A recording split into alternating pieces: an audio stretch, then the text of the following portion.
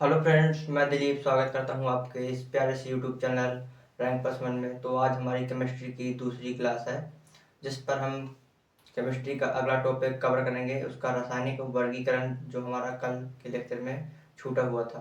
तो आज हम कवर करेंगे कि जो हमारा कल का लेक्चर था उसमें हमने क्या क्या पढ़ा था। तो दोस्तों, जो हमारा कल का लेक्चर था उसमें हमने सबसे पहले केमिस्ट्री शब्द पढ़ा था और केमिस्ट्री की उत्पत्ति जाने थे, और उसमें जो पदार्थ चैप्टर था उसमें पदार्थ के अवस्थाओं के तीनों के बारे में चर्चा की थी। अब दोस्तों, हम पढ़ेंगे कि उन जो पदार्थ होते हैं वो उनका वर्गीकरण किस प्रकार हुआ था। तो भौतिक वर्गीकरण हमने पढ़ लिया था, और हमको पढ़ना है आज रासायनिक वर्गीकरण यानी कि केमिकल क्लासिफिकेशन। और उससे उससे पढ़ने से पहले हम आज पढ़ेंगे कि जो द्रव्य की अवस्थाएं यानी पदार्थ की जो जितनी भी स्टेट यानी अवस्थाएं हैं वो एक दूसरे में कन्वर्ट होती हैं, तो वो किस प्रकार से कन्वर्ट होती हैं दोस्तों। तो आज हम उसी पर चर्चा करते हैं। तो दोस्तों चलिए वीडियो को देरी न करते हुए वीडियो को शुरू करते हैं।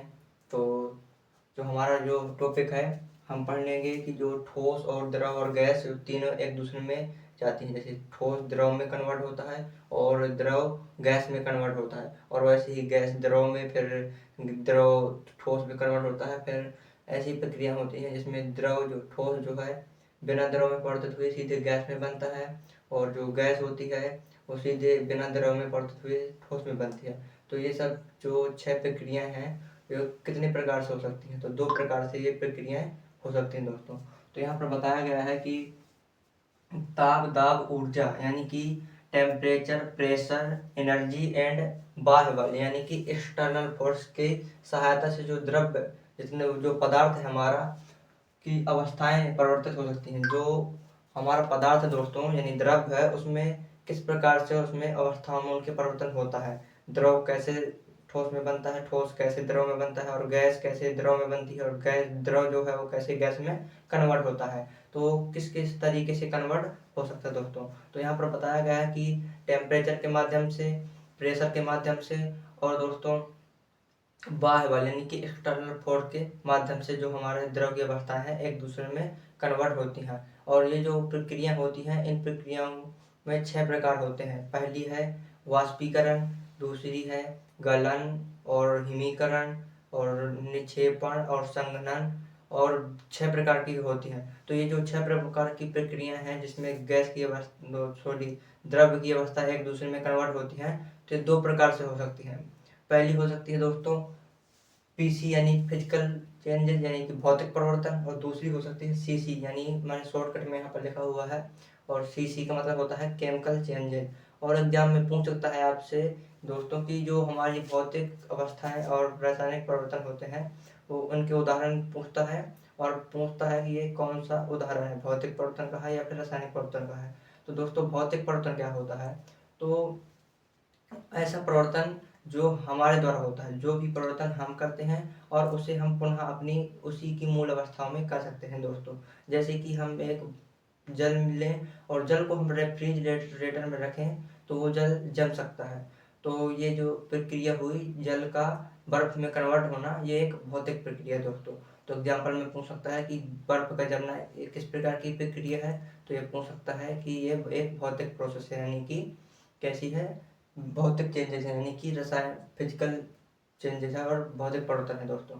और इसी उसी बर्फ को हम दोबारा उसकी मूल अवस्था में ला सकते हैं दोस्तों। यदि हम उसको गर्म कर दें तो वह अपनी पुनः अपनी जल में जो जल की अवस्था में पुनः आ सकता है। यानी हम ना भी गर्म कर उसको तो उसको हम रख दें तो वो दोबारा से अपनी मूल अवस्था यानी जल में बन सकता है। और इसी प्रकार से आपको समझ में आया होगा कि भौतिक परिवर्तन क्या होता है। तो ऐसा परिवर्तन जो हमारे द्वारा होता है और जिसे हम पुनः उसकी मूल अवस्था में ला सकते हैं, भौतिक परिवर्तन कहलाता है। उदाहरण के लिए बर्फ का जमना और मोमबत्ती का जलना। तो मोमबत्ती का जलना अलग उदाहरण में आता है, उसको मैं अभी रासायनिक परिवर्तन बताऊंगा तब उसको समझाऊंगा। जैसे कि और भी हो गए, जैसे कि हमने यहाँ पर देखा कि झूला झूलना। तो जब झूले की गति का एक बिंदु से दूसरे बिंदु को जाना एक भौतिक परिवर्तन है। जैसे हमने झूला झूला, एक झूला वहाँ गया फिर दोबारा अपनी मूल स्थिति पर आता है, तो यही प्रकार के जो है ये भौतिक परिवर्तन कहलाते हैं। तो अब बात करते हैं रासायनिक परिवर्तन की। तो रासायनिक परिवर्तन वे चीज़ होती हैं जो अपने आप हो सकती हैं और जो पुनः अपनी मूल अवस्था में नहीं होती।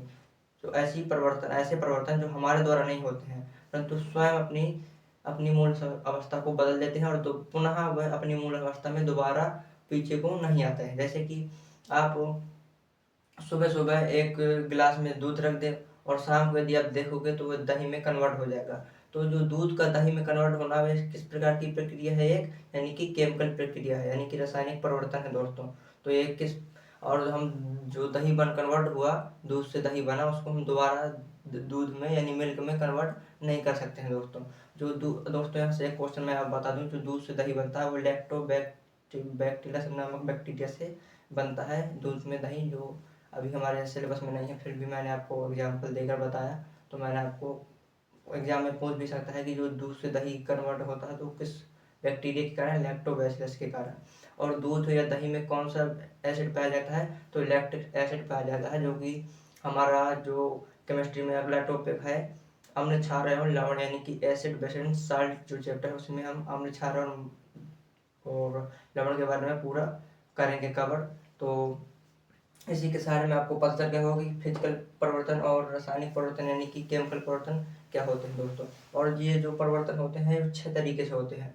तो दोस्तों मैं बता दूं कि ठोस और द्रव और गैस कैसे एक दूसरे में कन्वर्ट होते हैं दोस्तों। तो देखिए दोस्तों, यदि हम किसी भी ठोस लें, मान लो ये कोई ठोस हो गया, और ठोस को हम यदि उसको इतना गर्म कर दें, तो उसको गर्म कर देंगे तो वो कन्वर्ट हो जाएगा द्रव में दोस्तों। किस में कन्वर्ट हो जाएगा, यानी कि लिक्विड में। यदि कोई सॉलिड है उसको हम यहाँ पर गर्म कर दें और इसी द्रव को यदि दोस्तों हम ठंडा कर दें तो ये किस में कन्वर्ट हो जाएगा दोस्तों, ठोस में कन्वर्ट हो जाएगा। इसी द्रव को हम ठंडा कर दें, यदि ठंडा कर दें तो ये द्रव ठोस में कन्वर्ट हो जाएगा ठंडा करने पर। इसी ठोस को यदि हम गर्म करें तो ये किस में कन्वर्ट हो जाएगा, द्रव में। और इसी तरह की प्रक्रिया द्रव में होती है। यदि हम द्रव को दोस्तों क्या करें, गर्म करें, यदि कोई भी द्रव लिक्विड है उसको हम गर्म करेंगे यदि, तो उसको टेम्परेचर यदि उसका बढ़ाएंगे, ताप कर बढ़ाएंगे उसका टेम्परेचर, उसको गर्म करेंगे तो वो किस में कन्वर्ट हो जाएगा, गैस, यानी कि गैस में वेपराइज हो जाएगा दोस्तों, वाष्पीकृत हो जाएगा। और उसी गैस को यदि हम ठंडा कर दें दोस्तों तो क्या बन जाएगा, द्रव में कन्वर्ट हो जाएगा ठंडा करने पर। तो इसी जो प्रक्रिया है तीनों, ठोस का द्रव और द्रव को गैस में बदलना, वो 6 प्रकार से होता है दोस्तों। इस प्रकार से 6 प्रकार से होता है और उन्हीं हम 6 प्रकार को हम पढ़ने वाले हैं दोस्तों। तो चलिए दोस्तों, अब हम उन्हीं को 6 प्रकार के पढ़ेंगे। जो पहला है हमारा गलन और वाष्पीकरण और संघनन, हिमीकरण, और इन्हीं 6 को हम एक एक करके पढ़ेंगे दोस्तों। तो हम बात करने हैं कि जो द्रव्य की यानी पदार्थ की अवस्थाएं हैं, जो चेंजेस होते हैं वो 6 प्रकार से होते हैं। तो उन्हीं को हम एक एक करके चर्चा करेंगे और उनके बारे में बताएंगे कि जो किस प्रकार में कौन सा चीज़ कन्वर्ट होता है। द्रव ठोस में होता है तो उसको क्या कहते हैं, और द्रव जो गैस में होता है तो उसको क्या कहते हैं, जो ठोस होता है वो गैस में होता है कन्वर्ट होता है। उन जो जितनी भी प्रक्रियाएँ होती हैं उनको क्या क्या नाम से पुकारते हैं, तो उन्हीं के बारे में हम चर्चा करना है। तो इससे पहले मैं आपको बता दूं कि जो पिछले मैंने आपको बताया था कि भौतिक परिवर्तन और रासायनिक परिवर्तन, उसके बारे में थोड़ा मैं और बता दे रहा हूँ कि जो रासायनिक परिवर्तन क्या होता है, जो अपने आप होता है, जो रासायनिक क्रिया करके अपने आप होता है, और जो पुनः उत्पाद उसका बनता है वो पुनः उत्पाद अपनी मूल अवस्था में नहीं आता। जैसे कि लकड़ी का जलना, एक लकड़ी जब जलाओगे आप तो वे कोयला यानी राख में कन्वर्ट हो जाएगी। क्या आप उस राख को दोबारा लकड़ी में बना सकते हो, तो ये क्या है, एक रासायनिक परिवर्तन है दोस्तों। और दोस्तों भोजन का पचना दोस्तों, जब आप भोजन खाते हो वो पच जाता है, तो क्या आप उसी भोजन को दोबारा उसमें मूल अवस्था में अपने उसको कन्वर्ट कर सकते हो, तो ये भोजन का पचना। और लोहे में जंग लाना, क्योंकि लोहे में जंग लाना एक रासायनिक परिवर्तन है। और कैसे, क्योंकि वो अपने आप जो उसका नमी होती है आर्द्रता से ऑक्सीजन से क्रिया करके उसमें जंग लगा लेता है। इस कारण लोहे में जंग लगना एक केमिकल प्रक्रिया है, यानी कि रासायनिक परिवर्तन की प्रक्रिया है दोस्तों। और जो मोमबत्ती का जलना, ये दोनों उदाहरण है, क्योंकि एग्जाम में बहुत ही इंपॉर्टेंट है। इसी की वजह से मैं आपको दोबारा बताने वाला हूँ कि भौतिक परिवर्तन और रासायनिक परिवर्तन के बारे में दोबारा इसी उदाहरण की वजह से मैं थोड़ा बताने वाला हूँ, क्योंकि जो मोमबत्ती का जलना होता है वो रासायनिक परिवर्तन और भौतिक परिवर्तन दोनों में आता है। कैसे, इसको भी मैं आपको बताता हूँ। जब आप मोमबत्ती जलाओगे दोस्तों तो मोमबत्ती का कुछ भाग आपका जल जाएगा जो अपनी पुनः मूल अवस्था में नहीं आता है, परंतु जो मोमबत्ती का जलना है वो हमारे द्वारा ही होता है। मोमबत्ती को हम जलाते हैं, वो एक हमारे द्वारा जलाया जाता है और वो पुनः अपनी मूल अवस्था में नहीं आता। इस कारण से ही मोमबत्ती का जलना भौतिक परिवर्तन और रासायनिक परिवर्तन दोनों का ही उदाहरण होता है। अब हम बात कर लेंगे कि दही का जमना, ये सब रासायनिक परिवर्तन में आते हैं। आपको पता होगा कि रासायनिक परिवर्तन और भौतिक परिवर्तन क्या होते हैं, आपको पूरी तरह से समझ में आया होगा। अब हम बात करते हैं दोस्तों कि जो भौतिक द्रव्य की अवस्थाएं जो होती हैं, जो परिवर्तन होते हैं, वो किस किस प्रकार से होते हैं। तो एक एक करके इन पर चर्चाएं करते हैं दोस्तों। तो पहला हमारा आता है गलन, जिसको हम इंग्लिश में मेल्टिंग कहते हैं। और इसका अर्थ होता है दोस्तों कि जब कोई ठोस यानी आप बर्फ ले लो, उसको आप द्रव में कन्वर्ट करोगे तो उसी प्रक्रिया को गलन कहते हैं। और जिस बिंदु पर यानी आप उसको ताप करोगे, कोई बर्फ है उसको आप जितना उस टेम्परेचर देते रहोगे और मान लो 1 डिग्री सेल्सियस को टेम्परेचर दिया, अभी भी कन्वर्ट वो द्रव में नहीं हुआ। फिर 2 डिग्री दिया, अभी भी नहीं हुआ। फिर 3 डिग्री दिया, नहीं हुआ। 3.5 डिग्री सेल्सियस उसको दिया, फिर वह कन्वर्ट हुआ द्रव में। तो इस पूरी प्रक्रिया को क्या कहते हैं, गलन, मेल्टिंग। और जिस पॉइंट पर हुआ यानी कितने डिग्री सेल्सियस पर हुआ, 3.5 डिग्री सेल्सियस पर हुआ, ठोस से द्रव में कन्वर्ट हुआ। तो इस बिंदु को हम इसी को हम यानी गलनांक यानी कि मेल्टिंग पॉइंट कहते हैं। तो गलन और गलनांक में आपको डिफरेंस समझ में आया होगा। हालांकि दोनों एक ही चीज़ है, परंतु उसमें थोड़ा सा फर्क है, इसलिए थोड़ा थोड़ा फर्क भी आपको बताना पड़ता है, जो कि एग्जाम की दृष्टि से क्वेश्चन गलत हो जाते हैं, जो आपको डाउट बहुत देते हैं। अब हम बात करते हैं दोस्तों वाष्पीकरण यानी वेपराइजेशन। तो आपको पता चल गया कि गलन क्या है। तो गलन को होता है मतलब कोई भी ठोस है उसका द्रव में चेंज होना, जिसका लिक्विड फॉर्म में जाना, यानी कि जो बर्फ होती है उसका पानी में करना। जो रेफ्रिजरेटर में आप बर्फ रखते हैं और वो जो आप थोड़ी देर बाद उसको निकाल लेते हैं तो वो द्रव में कन्वर्ट होती है, यानी H2O जल में दोबारा बन जाती है। तो उसी पूरी प्रक्रिया को गलन कहते हैं। और जिस ताप पर आपने उसको द्रव में कन्वर्ट किया तो वह उसका मेल्टिंग पॉइंट यानी कि गलन बिंदु, गलनांक कहलाता है। अब हम बात करते हैं वाष्पीकरण यानी वेपराइजेशन। तो वेपराइजेशन का मतलब क्या होता है दोस्तों, वेपराइजेशन का एक नाम और भी है जिसको हम क्वथनांक कहते हैं। आपने एनसीईआरटी में आपके क्वथनांक दिया हुआ है, मैंने अब यहाँ पर वाष्पीकरण लिखा है क्योंकि आपको दोनों चीज़ हमको बतानी थी। और गलनांक को इंग्लिश में कहते हैं बॉइलिंग। और तो अभी बॉइलिंग पॉइंट का मतलब बताएंगे, जिस प्रकार मेल्टिंग पॉइंट था उस प्रकार बॉइलिंग पॉइंट भी होता है। और हम बताएंगे कि बॉइलिंग यानी कि वेपराइजेशन क्या है। तो कोई भी द्रव, जैसे आपने पानी लिया कोई सी भी पात्र में और उस पात्र को आप जब तक ताप करते रहोगे, उसको गर्म करोगे, तो पूरा पानी धीरे धीरे करके एक वाष्प के रूप में, गैस के रूप में कन्वर्ट हो जाएगा और बाहर ब्रह्मांड में बिखर जाएगा। और आपको पानी दिखेगा भी नहीं और कम ही पूरा पात्र का जो इसमें पानी भरा हुआ वो कम हो जाएगा। तो ये जो पूरी प्रक्रिया हुई, जो द्रव है कोई गैस फॉर्म में कन्वर्ट हुआ, इस पूरी प्रक्रिया को कहते हैं वाष्पीकरण यानी कि क्वथन। और जिस बिंदु पर हुआ यानी कि आपने कोई द्रव को उतना टेम्परेचर किया यानी 5 डिग्री सेल्सियस को टेम्परेचर पर वो गैस में कन्वर्ट हुआ, तो जो 5 डिग्री सेल्सियस है वह उसका क्या है, बॉइलिंग पॉइंट यानी कि गलनांक कहलाता है। और वाष्पीकरण और गलन दोनों एक ही वाष्पीकरण और क्वथन दोनों एक ही शब्द हैं। तो आपको गलन और वाष्पीकरण यानी कि मेल्टिंग और वेपराइजेशन दोनों समझ में आए होंगे अच्छी तरीके से। अब हम बात करते हैं दोस्तों कि संघनन यानी कि कंडेंसेशन क्या है। तो संघनन करते हैं।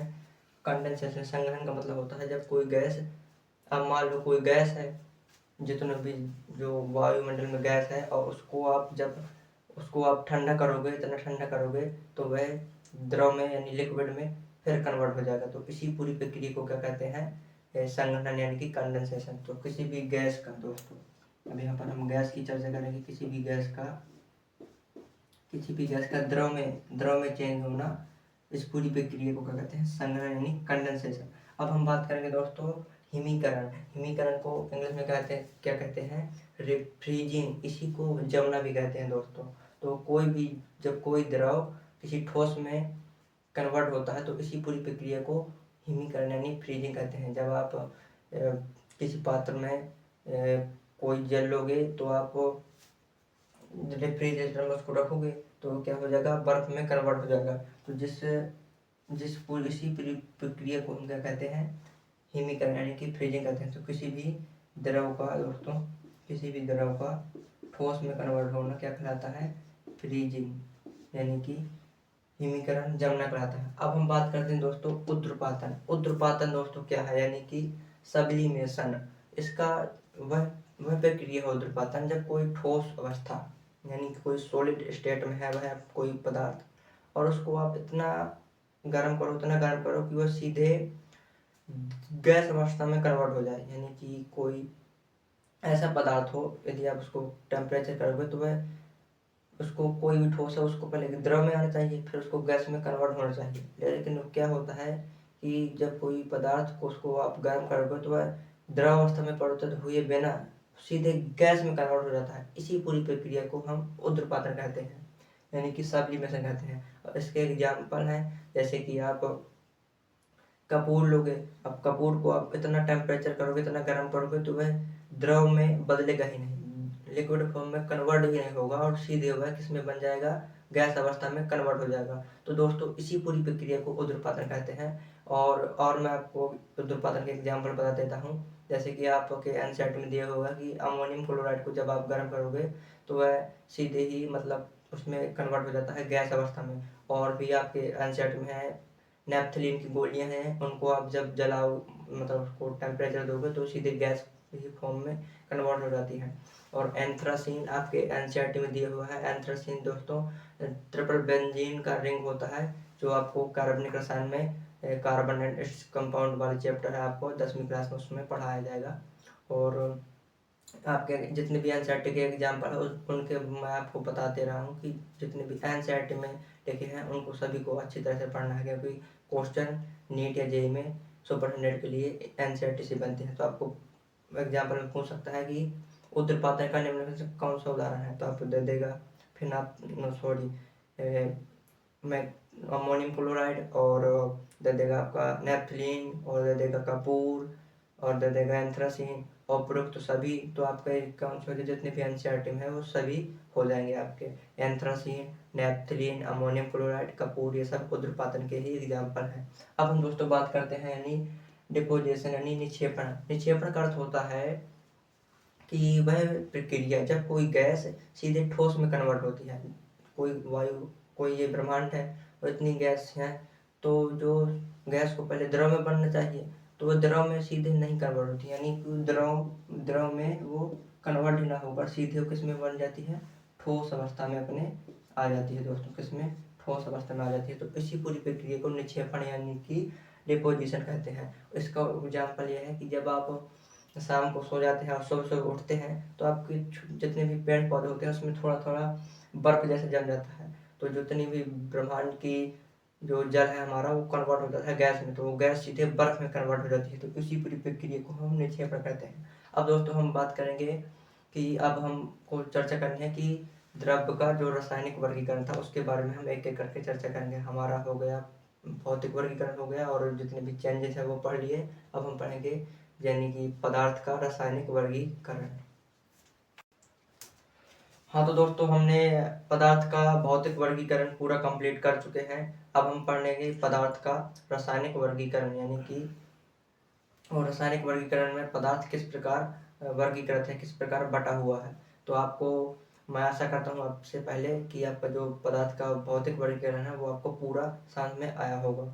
अब हम बात करेंगे कि पदार्थ का रासायनिक वर्गीकरण। तो पदार्थ के रासायनिक वर्गीकरण में दोस्तों क्या है, तो पदार्थ को 3 भागों में बांटा गया है। पहला है दोस्तों तत्व, और दूसरा है दोस्तों यौगिक, और तीसरा है दोस्तों यहाँ पर मिश्रण। और इसको तत्व को हम क्या कहते हैं इंग्लिश में, इसको कहते हैं एलिमेंट, और यौगिक को क्या कहते हैं, यौगिक को इंग्लिश में हम कहते हैं कंपाउंड, और दोस्तों मिश्रण को कहते हैं इंग्लिश में मिक्सचर। और दोस्तों ये तत्व जो होते हैं ये भी 3 प्रकार के होते हैं। पहला होता है धातु यानी कि मेटल, दूसरा होता है अधातु यानी कि नॉन मेटल, और तीसरा होता है उपधातु।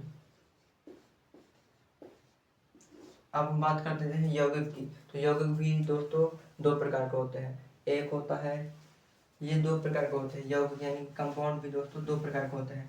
पहला होता है कार्बनिक यौगिक, कार्बनिक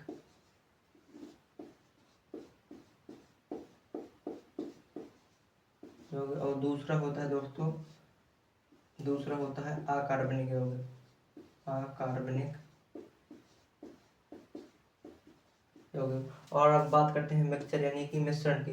तो ये दोस्तों दो प्रकार के होते हैं। पहला होता है समांगी मिश्रण, समांगी, और दूसरा होता है विषमांगी मिश्रण। तो दोस्तों मैं सबसे पहले आपको तत्व पढ़ाऊंगा, फिर उसके बाद धातु अधातु जो उपधातु है ये आपको नहीं समझाऊंगा, क्योंकि जो हमारा अगला चैप्टर है क्लास 10th का धातु अधातु, उसमें आपको पूरा आपको पढ़ाना पड़ेगा धातु अधातु क्या होते हैं। इसलिए मैं आपको सिर्फ एलिमेंट यानी तत्व के बारे में पढ़ाऊंगा। फिर उसके बाद हम बात करेंगे यौगिक की, यौगिक क्या होता है, और उसके बाद यौगिक दो प्रकार के होते हैं, कार्बनिक यौगिक और अकार्बनिक यौगिक।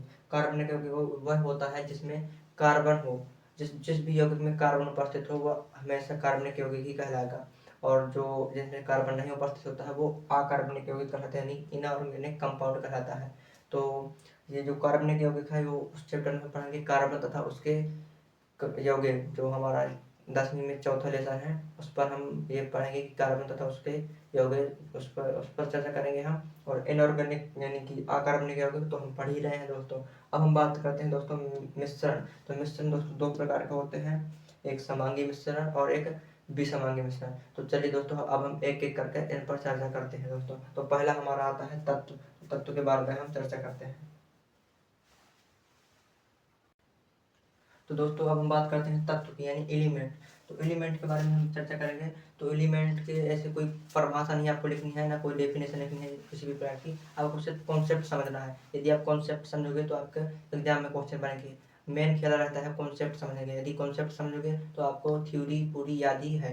दोस्तों एलिमेंट यानी तत्व क्या होता है। तो तत्व वह पदार्थ होता है, एक अकेला ऐसा पदार्थ होता है जिसे हम किसी भी भौतिक या रासायनिक प्रक्रिया द्वारा पृथक नहीं कर सकते, क्योंकि वह एक ऐसा ही अकेला तत्व होता है और उसमें वो एक ही प्रकार के परमाणु से मिलकर बना होता है, और उसे हम उसमें किसी भी प्रकार का कोई भी हम अन्य तत्व पृथक नहीं कर सकते। जैसे कि उदाहरण से ये बात समझ में आती है, जैसे कि ऑक्सीजन, उदाहरण में इसके होते हैं ऑक्सीजन, हाइड्रोजन, क्लोरीन, कॉपर, ये जितने भी मतलब एक हमारे प्रोडक्ट टेबल में हमारे इस विश्व में 118 तत्व हैं, जिनमें से 94 तत्व प्राकृतिक हैं और 24 तत्व जो है वो कृत्रिम है यानी कि आर्टिफिशियल है। और ये जो तत्व यानी कि पीरियोडिक टेबल में हम पूरा चैप्टर पढ़ेंगे कि तत्व क्या होते हैं, इसलिए हम इसको ज़्यादा भी कन्वर्ट नहीं करेंगे, ज़्यादा भी इस पर चर्चा नहीं करेंगे। हमारा मेन उद्देश्य है अभी पदार्थ को पढ़ना। तो तत्व हम पीरियोडिक टेबल जो हमारा चैप्टर है क्लास 10th में उस पर ही चर्चा करेंगे। तो आपको तत्व समझ में आया हो कि तत्व वह चीज़ होता है जो एक ही परमाणु से मिलकर बने होते हैं, और उनमें उनको हम पृथक नहीं कर सकते और उनको विभाजित नहीं कर सकते हैं, क्योंकि वे एक ही परमाणु से बने होते हैं और उनमें किसी भी प्रकार की कोई मिलावट यानी नहीं होती है। और जैसे कि ऑक्सीजन है, इस ब्रह्मांड में बहुत सारी ऑक्सीजन है, क्या वो आप ऑक्सीजन को देखोगे और उसमें कुछ अलग करोगे, क्योंकि उसमें किसी भी प्रकार की कोई मिक्सचर कोई भी गैस और भी शामिल ही नहीं है। और आप हाइड्रोजन ले लो, हाइड्रोजन अकेला ही है, वह किसी भी प्रकार में उसमें और भी गैस शामिल नहीं है।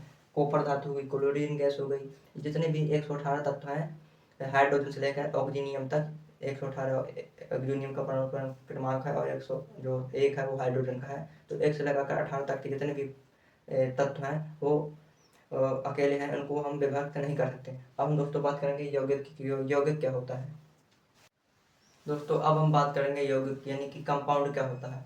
तो कंपाउंड के बारे में चर्चा करते हैं दोस्तों। तो कंपाउंड वह चीज़ होता है दो या दो से अधिक तत्वों का समांगी मिश्रण, यानी कि एक निश्चित अनुपात में उनका जो संगठन हो वह कंपाउंड कहलाता है। जैसे कि ये भी उदाहरण से समझ में आ गया, जैसे कि यहाँ पर हम बात करते हैं उदाहरण H2O। हाइड्रोजन भी एक क्या है, एक तत्व है, ऑक्सीजन भी एक क्या है, तत्व है। अब हम बात करते हैं HCl, NaCl। तो जितने भी ये पदार्थ हैं ये क्या है, एक यौगिक के रूप में है, क्योंकि यौगिक का मतलब होता है दो या दो से अधिक तत्वों का एक निश्चित अनुपात में मिलना यौगिक कहलाता है। क्योंकि ये निश्चित अनुपात में है, क्योंकि हाइड्रोजन का अनुपात है 2:1 और ऑक्सीजन इसी प्रकार सभी का 1:1 करके अनुपात होता है। क्योंकि हाइड्रोजन भी एक तत्व है और ऑक्सीजन भी एक तत्व है। और यहाँ पर बात करें तो ये हाइड्रोजन एक तत्व है, क्लोरीन एक तत्व है और सोडियम यहाँ पर एक तत्व है और क्लोरीन एक अकेला तत्व है। तो ये दो या दो से अधिक तत्वों का जब मिलना, निश्चित अनुपात में मिलना, क्योंकि उनकी निश्चित मात्रा होती है जिससे वे मिलकर एक नया पदार्थ बना लेते हैं और किसी पूरी प्रक्रिया को यौगिक नाम रखते हैं, यानी कि ये यौगिक कहलाते हैं। और ये यौगिक जो होते हैं ये दो प्रकार के होते हैं, एक होते हैं कार्बनिक यौगिक, एक होते हैं अकार्बनिक यौगिक। कार्बनिक यौगिक वो होते हैं जो जिनमें कार्बन उपस्थित हो और अकार्बनिक यौगिक वह होते हैं जिनमें कार्बन उपस्थित ना हो। तो इन पर कार्बनिक यौगिक पर चर्चा हम क्लास 10th के 4 अध्याय जिसमें कार्बन तथा उसके यौगिक चैप्टर है उस पर पूरा करेंगे। अब हम बात करते हैं दोस्तों मिक्सचर की, यानी मिक्सर क्या होता है। तो दोस्तों अब हम बात करेंगे मिक्सचर यानी कि मिश्रण के बारे में। तो मिश्रण क्या होता है, दो या दो से अधिक पदार्थ या तत्वों का मिलना मिश्रण कहलाता है। और उसमें पर भी हमने चर्चा की थी, यौगिक में भी हमने चर्चा की थी कि दो या दो से अधिक तत्वों का मिलना यौगिक कहलाता है। परंतु मिक्सचर में क्या है, यानी मिक्सचर में क्या है, मिश्रण में इसमें निश्चित अनुपात नहीं होता। आप चाहे जितनी मात्रा में द्रव मिला सकते हो, जितनी मात्रा में दो तत्व ले सकते हो, दो पदार्थ ले सकते हो, उनको मिला सकते हो। जैसे कि आप फॉर एग्जाम्पल यहाँ पर समझें कि यह कोई पात्र है और यहाँ पर हमने लिया जल और इसमें हमने हल्दी मिला दी, तो एक एक क्या है मिक्सचर हो गया। और हमको अनुपात नहीं है पता कि हल्दी का अनुपात हमें कितना लेना चाहिए और हमें जल का अनुपात कितना लेना चाहिए। तो दो या दो से अधिक पदार्थों का मिलना मिक्सचर कहलाता है और दो या दो से अधिक तत्वों का मिलना निश्चित अनुपात में मिलना वो यौगिक कहलाता है। यही मिक्सचर और कंपाउंड में डिफरेंस आता है। कुछ क्लास 9th में भी ये भी कई बार पूछा जा सकता है कि मिक्सचर और यौगिक में, मिश्रण और यौगिक में क्या अंतर है। तो दो या दो से अधिक तत्वों का निश्चित अनुपात में मिलना यौगिक कहलाता है और दो या दो से अधिक पदार्थों का मिलना बिना निश्चित अनुपात के, उनमें अनुपात निश्चित ना हो तो वह मिश्रण कहलाता है, यानी कि मिक्सचर कहलाता है। अब हम बात करेंगे कि ये मिश्रण जो होते हैं वो दो प्रकार के होते हैं। पहला होता है समांगी मिश्रण और दूसरा होता है विषमांगी मिश्रण। और विषमांगी मिश्रण जो होते हैं वो दो प्रकार के होते हैं, पहला होता है कलिल और दूसरा होता है निलंबन। और इन पर हम एक एक चर्चा करेंगे। तो समांगी मिश्रण पहले क्या हो देखेंगे, फिर हम देखेंगे कि विषमांगी मिश्रण क्या है। तो समांगी मिश्रण में समानता विलयन को ही रखते हैं। तो समांगी मिश्रण क्या है दोस्तों, जब हम एक किसी पात्र में यदि हम जल या नमक घोल दें तो वो हमको पता नहीं चलेगा कि इसमें क्या घोला है, नमक घोला है या जल घोला है, उसके कण हमको दिखाई नहीं देंगे। तो जो भी पदार्थ है जो किसी विलयन में पूर्णतः घुल जाए और उसके कण हमें दिखे ना, तो वह क्या है, समांगी मिश्रण है। और विषमांगी मिश्रण क्या होता है दोस्तों, तो इस पर हम चर्चा करते हैं। तो विषमांगी मिश्रण वह होता है यदि हम इसी पात्र में हम जल या फिर धूल कण मिट्टी हल्दी रख दे तो जो उसके हल्दी के कण, धूल के कण, मिट्टी के कण, बालू, तो ये हमको दिखते रहते हैं, पूर्णतः वो मिक्सचर नहीं होते हैं। तो इसी मिश्रण को हम कहते हैं विषमांगी मिश्रण। और ये जो विषमांगी मिश्रण होता है ये दो प्रकार का होता है, एक कलिल और निलंबन। और समांगी मिश्रण में समानता विलयन होता है, क्योंकि विलयन उसे कहते हैं जो भी दो पदार्थ मिलकर आपस में पूर्णतः विलय हो जाए, पूर्णतः मिल जाए। जैसे कि आपने जल में यदि आप चीनी घोल दोगे तो एक मिक्सचर है, कैसा मिश्रण है, समांगी मिश्रण। और उसी मिश्रण को, समांगी मिश्रण को ही हम विलयन कहते हैं, यानी कि वह एक विलयन बन गया। तो हम इसमें पिछली वर्ष क्वेश्चन पूछा गया है, वो पिछली वर्ष क्वेश्चन सुपर नीट में आया था कि विलयन क्या होता है। तो दो या दो से अधिक पदार्थों का मिश्रण समांगी मिश्रण विलयन कहलाता है। उसमें ऑप्शन भी थे 4 ऑप्शन। तो जब हम हमारी एक क्लास आएगी, ये जो पूरा चैप्टर खत्म हो जाएगा उसमें PYQ MCQ क्लास आएगी, उसमें 25 कलर क्वेश्चन होंगे और उन्हीं को आप करके जाना तो आपके एग्जाम में वो डायरेक्टली क्वेश्चन पूछ सकता है दोस्तों। अब हम बात करते हैं विषमांगी मिश्रण क्या होता है, आप पूरी तरीके से समझ गए हैं। अब हम बात करते हैं कलिल और निलंबन की। हाँ तो दोस्तों अब हम पढ़ेंगे कि विषमांगी मिश्रण के प्रकार। तो विषमांगी मिश्रण दो प्रकार का था, एक था कलिल और दूसरा था निलंबन। और जिसको कलिल को हम इंग्लिश में क्लोराइड और निलंबन को हम इंग्लिश में दोस्तों सस्पेंशन कहते हैं। अब इनके बारे में हम एक एक करके चर्चा करेंगे दोस्तों। तो कलिल यानी क्लोराइड क्या है, तो क्लोराइड यानी कलिल एक विषमांगी मिश्रण का प्रकार है जिसमें ऐसे पदार्थ, ऐसे विलयन बनता है जिसके कण छोटे होते हैं। और निलंबन में क्या होता है दोस्तों, इसमें कण जो होते हैं वो बड़े रहते हैं। जैसे कि आप इसमें कोई पात्र में हल्दी डालोगे तो हल्दी जब उसको खोल दोगे तो हल्दी को आप देखोगे तो उसमें नीचे जम जाता है, छोटे छोटे कण रहते हैं जो हमें नहीं दिखते हैं। और जब आप किसी भी लिक्विड में आप जब बालू को घोलोगे तो बालू के कण बड़े होते हैं वो आपको दिखते हैं। तो जिसमें जिसमें कण बड़े दिखे वो निलंबन कहलाता है, और जिसमें भी कण छोटे छोटे दिखे, बहुत बारीक, जिनको हम अपनी नग्न आंखों से ना देख सकें और वो घोल भी जाए और हमें दिखे भी ना, परंतु उसमें कण उपस्थित हो, तो वह क्या कहलाता है, कोलाइड यानी कलिल कहलाता है। और जो कलिल होते हैं दोस्तों वो विभिन्न प्रकार के होते हैं, जैसे कि झाग हो गया, पायस हो गया, सोल हो गया, एरोसोल हो गया, ये सब कलिल के उदाहरण हैं। और इससे पिछली वर्ष क्वेश्चन सुपरनेट के नीट में क्वेश्चन बना था कि कौन सा किसका उदाहरण क्या है। तो दोस्तों अब हम बात कर रहे हैं इनके उदाहरणों की, जो आपको बहुत याद करना होगा, बहुत ही एग्जाम की दृष्टि से बहुत ही महत्वपूर्ण है। हाँ तो दोस्तों अब हम पढ़ेंगे बिस्मांगी मिश्रण में जो हमारा कलिल हो गया था और निलंबन हो गया था। अब हम पढ़ेंगे कलिल यानी कोलाइड के प्रकार। इससे भाई दोस्तों सुपर 100 नीट हो जाए, इससे क्वेश्चन 100% आएगा। और यदि आप इसको लिख लोगे अपने नोट्स में तो आप जब रिवीजन करोगे इसका तो इससे क्वेश्चन आपको एग्जाम हॉल में 100% मिलेगा ही मिलेगा, क्योंकि इससे क्वेश्चन पूछे गए हैं, कई बार इससे क्वेश्चन पूछे गए हैं। पीवाई के क्वेश्चन आप देख सकते हैं 2025 में इससे क्वेश्चन ही पूछा गया था। तो चलिए हम एक एक करके इनके उदाहरण देखिए। इसमें कुछ डिफिकल्ट बात नहीं है, आपको उदाहरण याद करने हैं इनके, कौन किसका उदाहरण है, यही यदि आप याद कर लोगे तो इससे एग्जाम में क्वेश्चन 100% आएगा ही आएगा। तो दोस्तों अब हम बात करते हैं, यदि द्रव में थोड़ा गैस मिलाकर हम देखेंगे और एरोसोल बनता है तो एरोसोल के उदाहरण क्या कहा जाते हैं, कोहरा, बादल, कुहासा। तो एरोसोल के उदाहरण क्या क्या होते हैं, कोहरा और बादल, कुहासा, ये एरोसोल के उदाहरण है। आपको क्या करना है, आप ये याद करो, चाहे ये ना किससे मिलावट से बना है ये याद करो, चाहे ना याद करो, परंतु इनके एग्जाम्पल 100% याद करना, क्योंकि इससे एग्जाम में आपके क्वेश्चन बनेंगे ही। तो एरोसोल के उदाहरण क्या हो जाएगा, कुहासा, बादल और कुहासा, कोहरा, बादल, कुहासा। और दूसरा एरोसोल, इसमें ये एरोसोल में क्या होता है, गैस और ठोस का मिश्रण होता है, तो जो एरोसोल बनता है उसका हो जाता है धुआं। और तीसरा है हमारा जिसमें द्रव और गैस का मिश्रण होता है, फोम बनता है। और फोम में क्या होता है, सेविंग क्रीम आती है हमारी। और इमल्सन में आता है दूध, फ्रेश क्रीम और दूध जो होता है इमल्सन में आता है। और सोल में आता है कीचड़, मिल्क ऑफ मैग्नीशियम हाइड्रोक्साइड, ये सोल में आता है, और कीचड़ इसमें आता है। और दूसरे फॉर्म की बात करें जो कि ठोस और गैस का है, इसमें रबड़, स्पंज और फ्यूमेस आते हैं। अब हम जेली की बात करें तो उसमें जेली, पनीर और मक्खन आते हैं। और ठोस सोल, इसमें रंगीन रत्न पत्थर और दूधिया कहा जाता है। तो दोस्तों आप इनको याद करो या ना याद करो, परंतु ये इसमें आपको लिख दे रहा हूँ, इससे 100% भाई क्वेश्चन आपके एग्जाम हॉल में मिलेगा ही मिलेगा। इनके एग्जाम पर यदि आप याद कर लोगे, और आप एनसीईआरटी में भी ये लिखे हुए हैं, आप उनसे देख सकते हो, जो आपको यहाँ पर थोड़ा कम समझ में आया हो, यहाँ पर साफ ना दिखा रहा हो, तो आप एनसीईआरटी से में इसको देख सकते हो।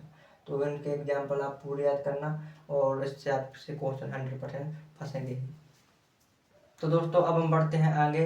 तो आगे बढ़ने से पहले आपको मैं बता दूं कि हमारा अगला टॉपिक है हमारा टिंडल प्रभाव। और आपको जो एरोसोल यानी कलिल के उदाहरण हैं जो जितने भी मैंने बताए यहाँ पर अभी, वो आपको अच्छी तरह से आपने लिख लिए होंगे, और अच्छी तरह से उनको रिवीजन करना है रोज, उनके एग्जाम्पल बहुत ही इंपॉर्टेंट है। तो चलिए, यदि आपने पढ़ा होगा अच्छी तरीके से तो एक क्वेश्चन हो जाए इसी बात में कि जो पनीर और मक्खन होते हैं वो किस में आते हैं, किसका उदाहरण है, जो भी कमेंट बॉक्स में ज़रूर बताएं। तो अब हम पढ़ते हैं दोस्तों टिंडल प्रभाव क्या होता है। और टिंडल प्रभाव बहुत ही ईजी चीज़ है। तो टिंडल प्रभाव के बारे में बता दूं कि यदि आप जब किसी पात्र में कोई पानी भरते हैं और उसमें उसके कण जो होते हैं बिखरे रहते हैं इस प्रकार, और यदि आप उस पर एक टॉर्च जलाओगे तो उसका प्रकाश आपके इस प्रकार फैल जाएगा। तो जो टॉर्च का प्रकाश है उसमें छोटे छोटे कुछ कण दिखते हैं आपको, और जो आप कहीं काली रात है और वहाँ से कुछ छेद वेद है और आपको वहाँ से देखो जेल आ रहा है सीधा प्रकाश से, तो वहाँ पर भी आप जब देखोगे तो उसमें जो प्रकाश आ रहा है उसमें थोड़े थोड़े कण जैसे जो थोड़ा दिखते हैं कण, उसी को हम टेंडल प्रभाव यानी टेंडल इफेक्ट बोलते हैं, जिस जो छोटे छोटे कण दिखते हैं। अब हम दोस्तों बढ़ते हैं अगला टॉपिक की तरफ। दोस्तों अब हमारा इसके अगली क्लास आएगी लेक्चर क्लास तीसरी, उसमें हम जितना भी अभी चैप्टर हमारा बचा हुआ है उसको हम कवर करेंगे और उसी के शुरू MCQ पूरे 25 नंबर के करेंगे क्वेश्चन प्रैक्टिस के लिए आपके लिए। और कल हम टेंडल प्रभाव से शुरू करेंगे। अभी ये टेंडल प्रभाव अधूरा है, इसको आपको अच्छी तरह से अभी कम समझ में आया होगा। जिन बच्चों को समझ में आया होगा अच्छी बात है, जिनको नहीं अभी समझ में आया होगा तो कल से अब टेंडल प्रभाव से शुरू करेंगे। और हम जितना भी बचा है हमारे चैप्टर में, अब केंद्रण बल द्वारा मक्खन को अलग करना, जितने भी प्रकार के अभी हेडिंग हमारी बची है उनको कवर करेंगे। तो दोस्तों वीडियो अच्छा लगा हो तो वीडियो को लाइक करें, यदि आप चैनल पर नए हो तो चैनल को सब्सक्राइब करें। यहाँ पर हमारे रैंक+1 चैनल पर पूरी आपको केमिस्ट्री पढ़ाई जाएगी, पूरी फिजिक्स पढ़ाई जाएगी और पूरी बायो पढ़ाई जाएगी। सुपरिटेंडेंट एग्जाम नीट के लिए और जेई के लिए फिजिक्स केमिस्ट्री चल ही रही है, केमिस्ट्री चल रही है। इसके बाद बायोलॉजी होगी नीट वाले बच्चों के लिए, फिर होगी फिजिक्स नीट और जेई दोनों के लिए। तो चलिए दोस्तों अब मिलते हैं अगली क्लास के लिए।